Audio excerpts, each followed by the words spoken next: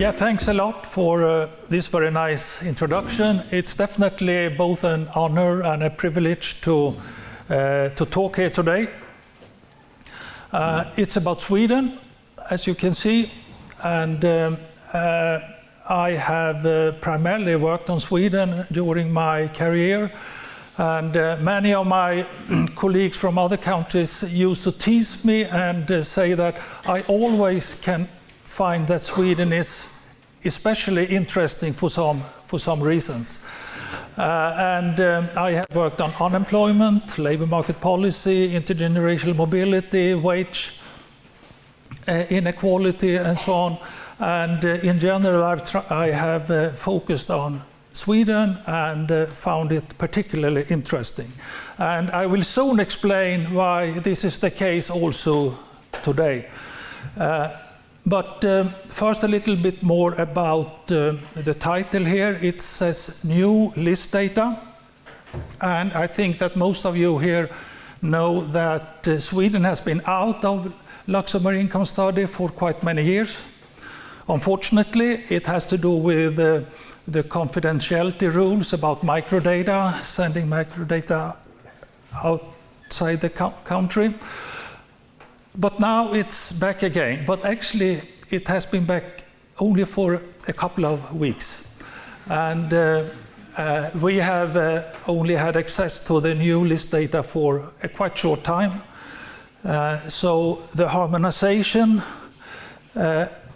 has been done now because LIS gets a lot of income data from Statistics Sweden, and they have to harmonize that into the list concepts, the list definitions. And that has been done back to 2000. And Marcus and I have been involved in that work to some extent, but we want to say here actually that the person at LIS, Jörg Neugschwender, has done a fantastic job in this harmonization, and also Johan Lindberg at Statistics Sweden. I do think that Marcus and I have been of some help in that work, but that's the case. But it's only back to 2000 that there are new data. There is a need for some improvement in data before that, and that is going on right now, I think. And because of this, what I can present today is a bit preliminary and incomplete, but hopefully of some interest. And I have mentioned now Marcus Genti, sitting here, who is my co-author on this work. So what is it that makes Sweden interesting also in this case? It's actually, it can be shown with this graph. If you look here around in the early 1980s, a Gini coefficient for disposable income around 0.2, which is a very low number, one of the lowest that has ever been observed, I think. And then there is a quite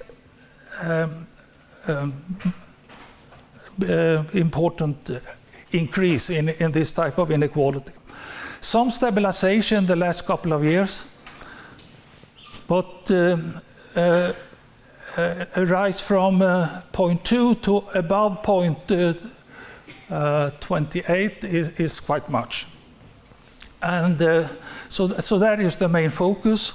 What can also be seen here is an equalization up to the 1980s. The observation in LIS for 1967 comes from another data source, so one has to be a bit cautious about that number. But there's no doubt that there was a strong equalization process in Sweden up to the early 80s, and then it turned like this. So this is the background, and what hopefully makes this interesting. And it will all be about one measure of income,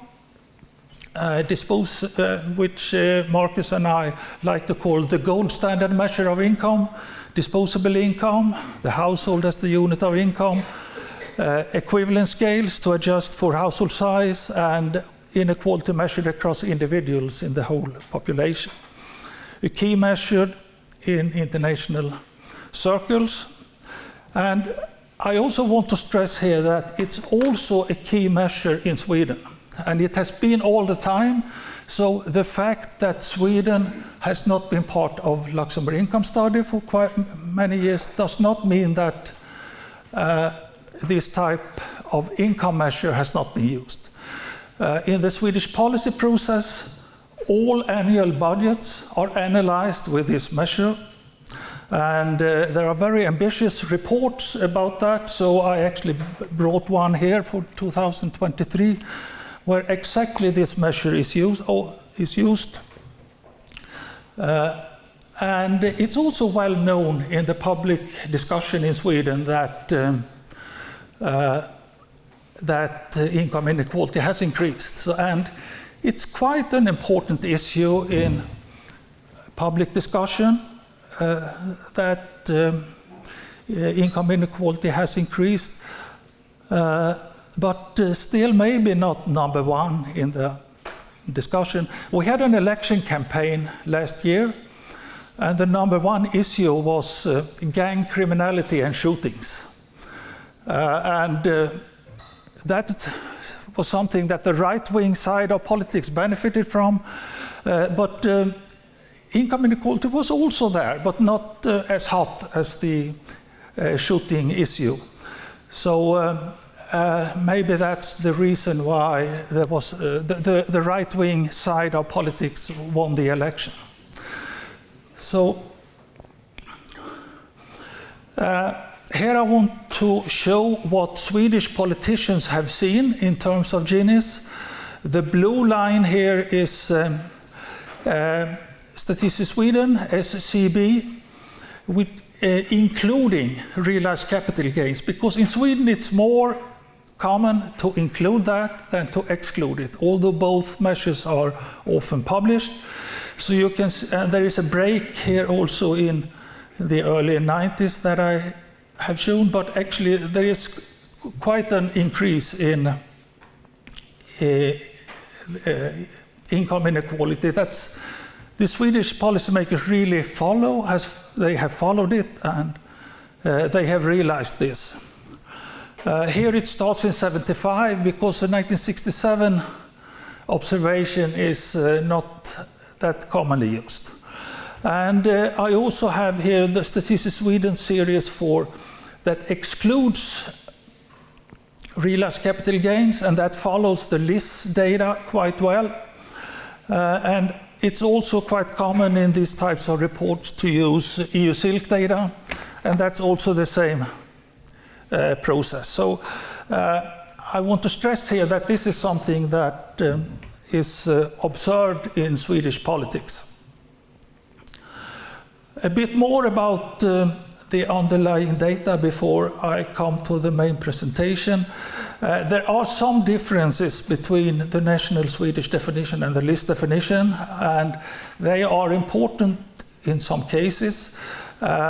In Sweden, we use another equivalence scale. Here we have sticked to the square root scale. It's more common to include realized capital gains than exclude it. LIS excludes that type of income. Study loans is a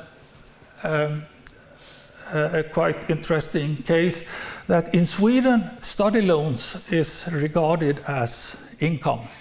And when you pay it back, it's negative income. LIS treats it more as a transaction. So if the main focus would have been on, say, poverty rates among people 20 to 25 years old, that would have been an issue. But that's not. We focus on overall issues, so it shouldn't be a big issue here. There are some differences in private pensions.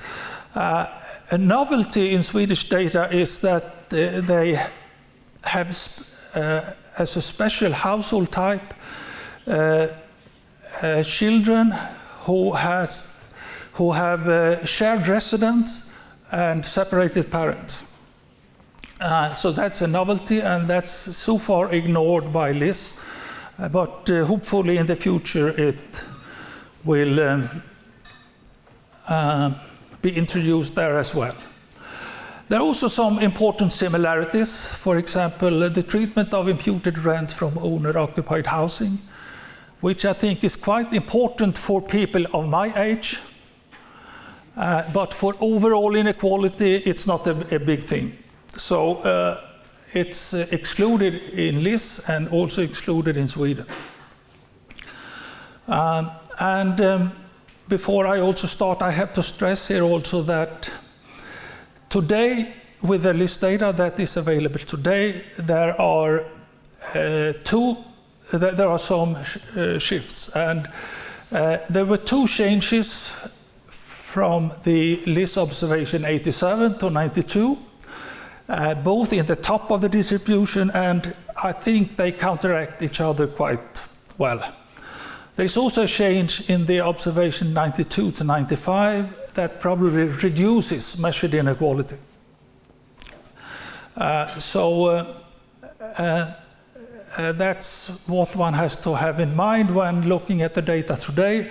But when this LIS harmonization is complete, all these three changes will take place from 90 to 91, and then it's easier to use the data. So that's some data background, and now to results. So the outline here is first to show the evolution of income and income inequality in Sweden and other countries based on the new LIS data, and then look at drivers. And we are here looking at three types of drivers: demography, rising fraction of immigrants, capital income as one specific income source, and income taxes. And here I think it's important to stress that Sweden had very high marginal taxes on both labor and capital income through 1990. In the early 80s, when the Swedish Gini was so low, I was a postdoc, and my marginal tax rate was like 75%. It didn't prevent me from trying to become a professor, though. But anyway, that was the case. Capital income was added to total income. We had a uniform tax system and quite much inflation. So the tax rate on the real capital income was in many cases above 100%. So the early 80s especially was a very special period in time, and that's important when you have that as the starting point. Then we had a major tax reform effective in 1991 that reduced the marginal taxes on labor income, and my marginal tax was down to 50%. And we also introduced a dual tax system with separate tax rates for capital, and the tax rates for capital were lower, 30%, or lower for some important sources of income. So that's what this will be about. So first, now the evolution of income inequality in a comparative perspective. We start here with Sweden versus the Nordic countries, Denmark, Finland, Norway, but also two quite equal European countries, Belgium and Netherlands. So here you can see that in 1980, Sweden had this very low number, but there are not observations for all the other countries. So one cannot really say for sure that Sweden was the most equal country ever observed in these years. Actually, Finland in the next observation was quite close, but possibly it was one of the most equal countries in the world at that time. And then inequality increased, and inequality in Sweden is now above these other countries. Not by a wide margin, but a bit. We also have a comparison here with some continental countries.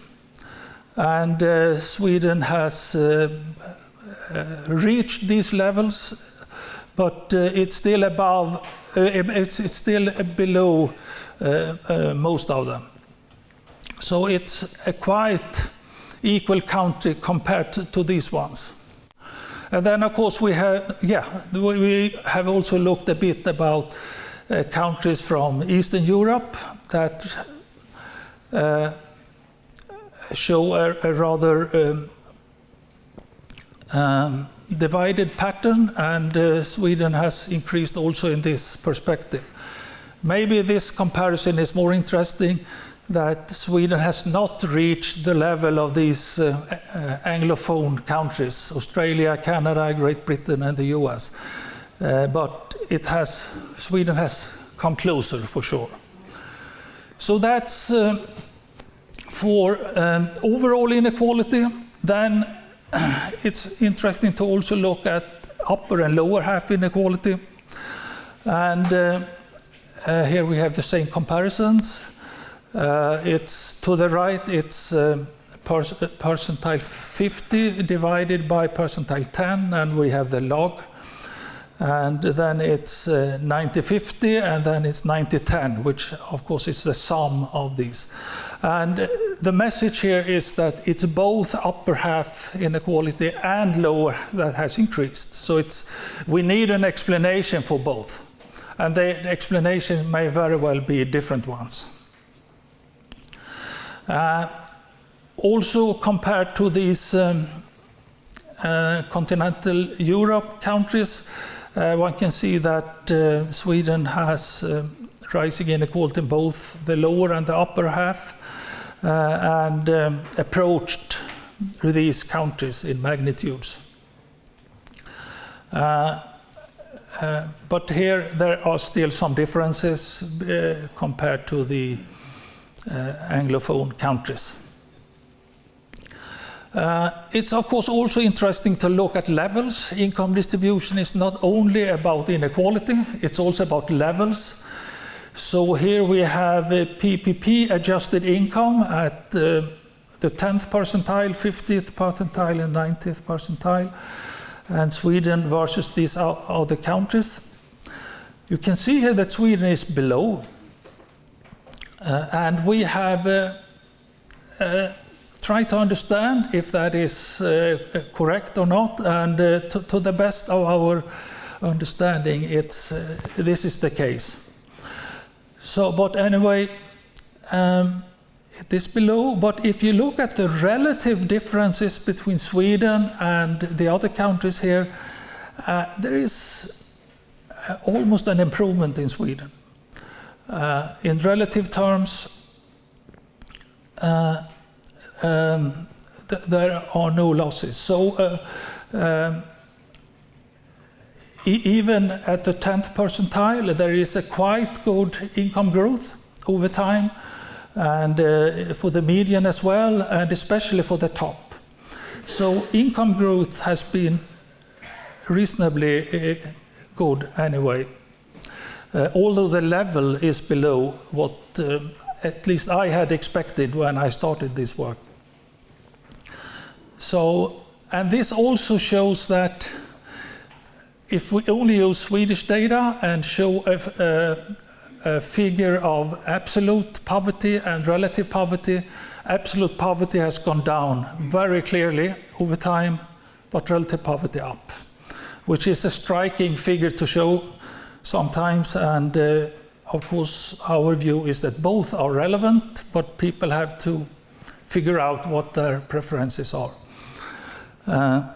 So this is how it looks for these countries, and when we compare to continental Europe, there is also like an improvement of income in Sweden.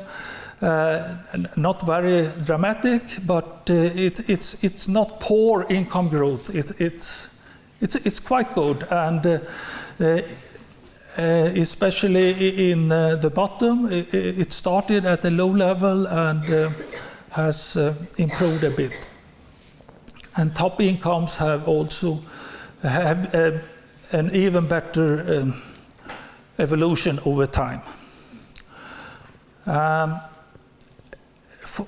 With this comparison, there is also a kind of an improvement for Sweden over time.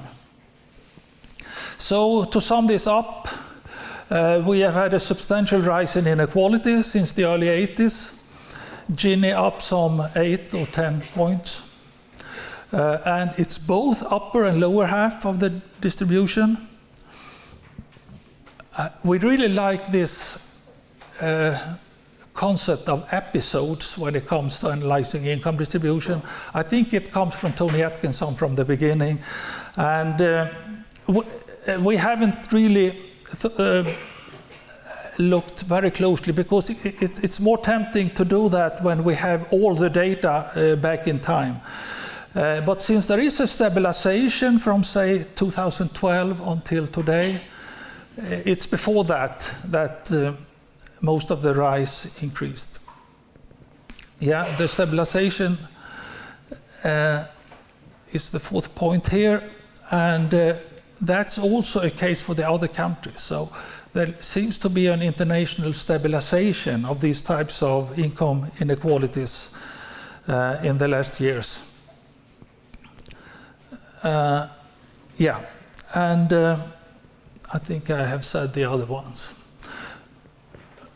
Then we have these drivers, and intuitively it's natural to look at immigration because Sweden has had a lot of immigration in a comparative perspective, and it should have some impact. But the question is how big. So we first actually show the proportion of immigrants in Sweden compared to other countries, and it's in black here. And you can see that it starts in the early 90s because of data availability. And it starts at like 5% and has then increased over time, and it's up to like 23. So from 5 to 23%, that's quite an increase. And it's at the end of the period here, Sweden is far above the other countries.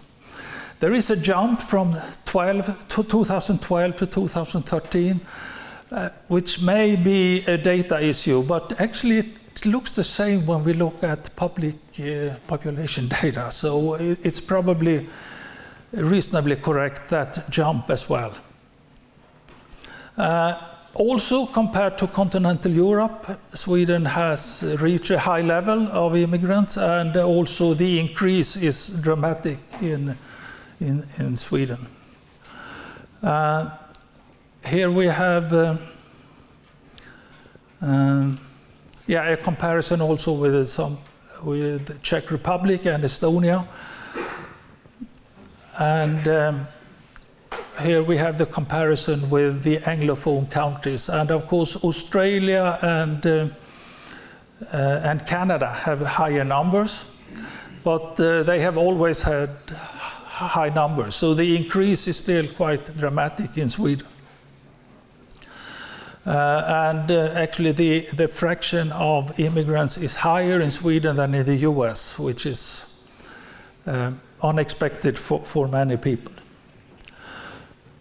So what's the impact on inequality? So here we have used a reweighting technique. So we ask the question, what would inequality have been if the share of immigrants had remained at the 1992 level, but income of immigrants and natives had followed the actual part? So we do a reweighting here. And I would prefer not to go into the econometric details. But we can ask, we can answer questions about that. The general message here is that it doesn't matter very much. So here you have Sweden to the right, and note the scale. There is some difference at the end of the period, maybe like 1 unit on the Gini coefficient for Sweden, and in general lower for the other countries. Finland is not here because data are lacking. So it's only like 1 point for the Gini. And that comparison is rather extreme, because then 23% is adjusted down to 5%. So in a sense,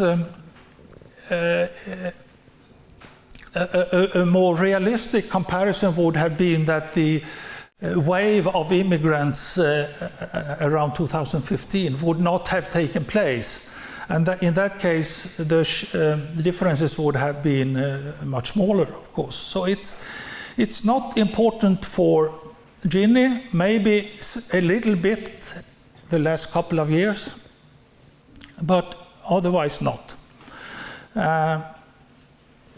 We have also done this for upper half inequality, and it's not very much. If you note the scale here, it's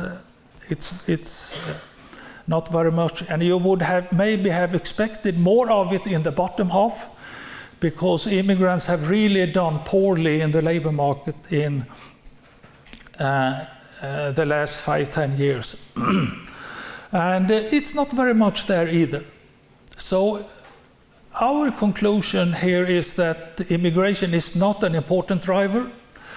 A student of us had a dissertation chapter a couple of years ago that found the same result, but that was only with data up to 2012 or something. So we thought that maybe there would be more action today, but we haven't found it. So I think it's quite an important issue that this is not, at least it's not an important driver. Then we have also looked at income sources, and there we have one message that we want to focus on. So we have tried to make that point in as simple way as possible. We focus on capital income, and here we have capital's share of disposable income in the top decile group. So it's actually gross capital income in the top divided by disposable income. So it's a bit strange maybe, but that's what we have done.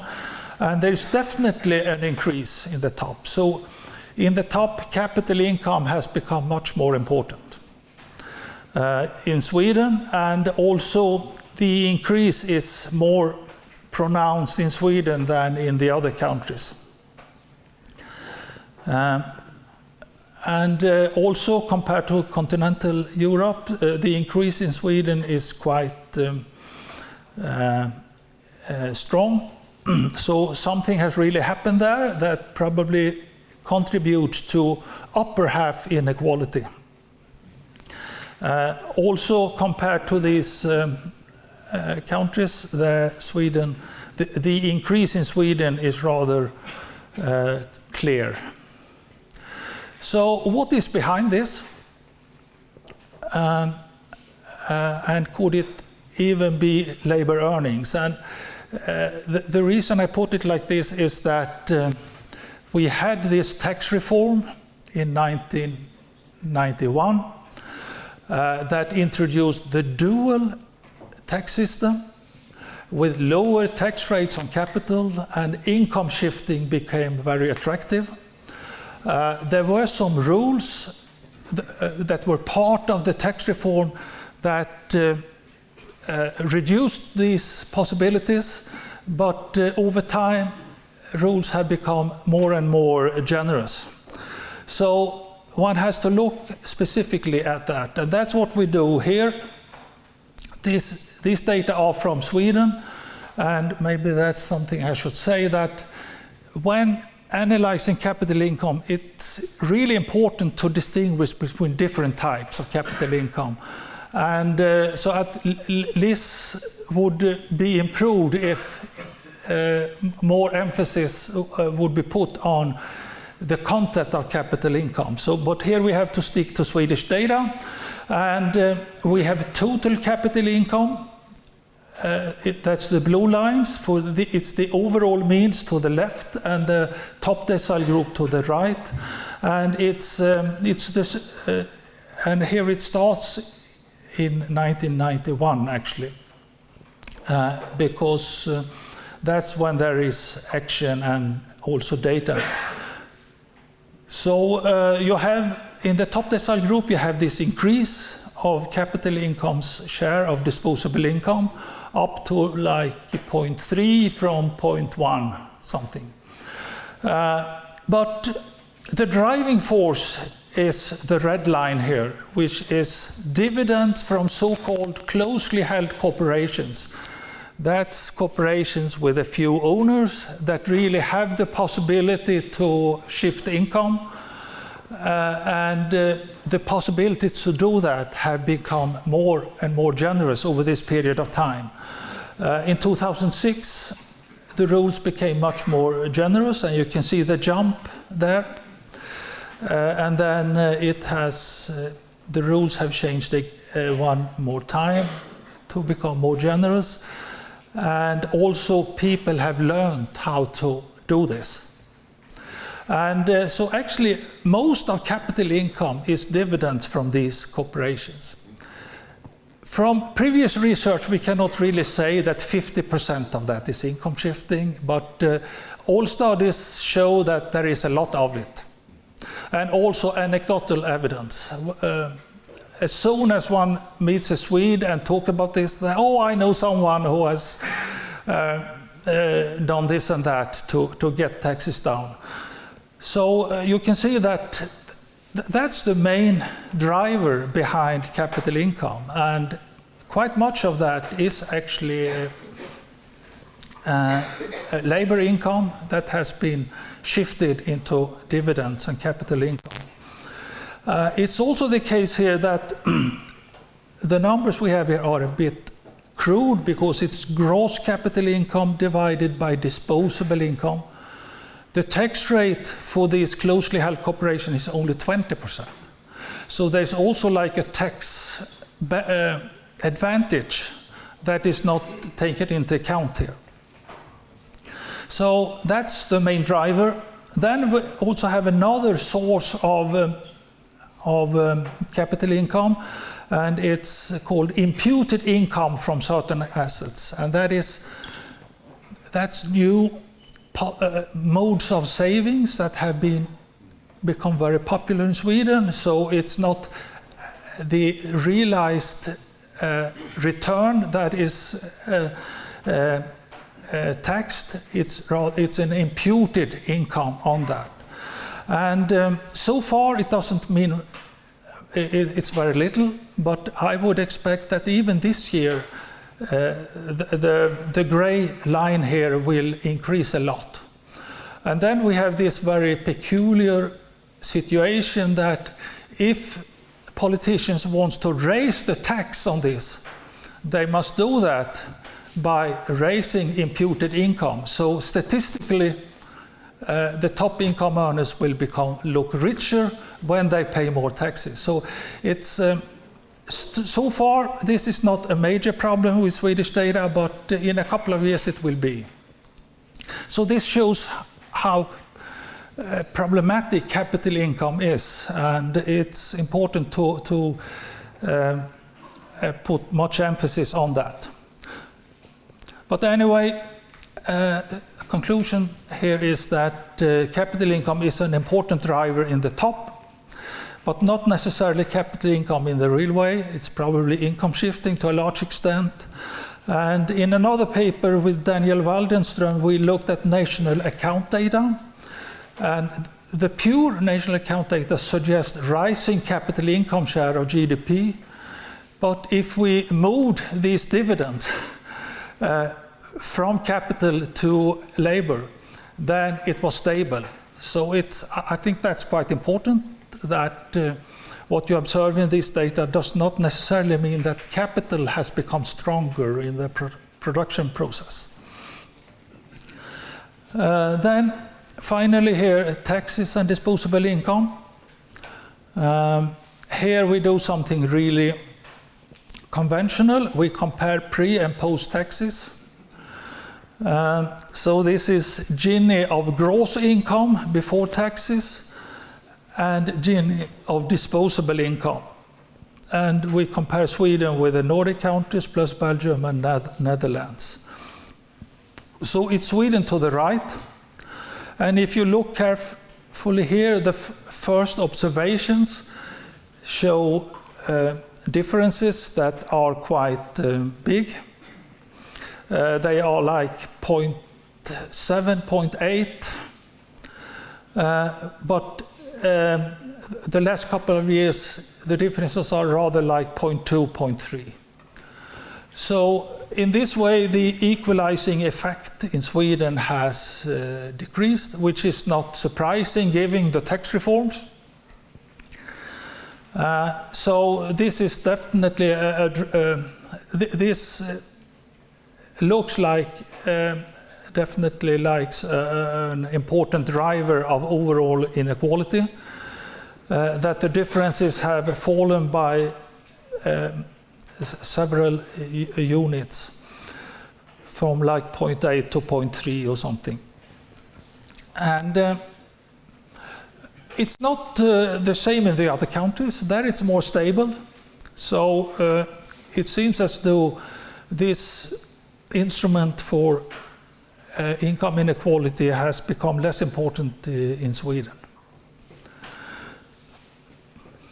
So, yeah, I have already said that this is most likely an important driver of rising inequality. Here we also want to stress that taxes were actually very high in the early 1980s. So when we make this comparison, we start out with a situation with really, really high taxes. I was tempted to use the word extremely high instead of very high, but I'm not really sure that my co-author would have liked that. But it's important that when we start out with the early 80s, we start out with really high taxes. But maybe that's also a lesson that really low income inequality requires high marginal taxes. It's also the case that the conventional comparison here, pre and versus post tax inequality, may be misleading due to strong employment growth, especially for natives after the Great Recession. Actually, employment growth was really good there, and we hope to be able to do a little bit more of that. And it might be that some of that employment growth was generated by tax policy also, because we had some earned income tax rules that were introduced in these years. So this is the final one. Sweden has definitely lost its position as the most equal country in the world, or one of the most equal countries in the world. No doubt about that. So Sweden is much more unequal today. But still, in 2020, it's quite equal in an overall comparative perspective. So it's not more dramatic than that. Rising immigrant share does not seem to me a major driver. Capital income an important driver in the top, but maybe it's very generous treatment of certain types of companies that have stimulated income shifting. That is the main problem. So, and that is also a policy discussion that we have in Sweden about these rules. It's also the case that changes in the tax system have been an important driver for overall inequality. So that's where we are today, and we hope to have more analysis in a couple of months when the list data have been updated a bit more. Okay.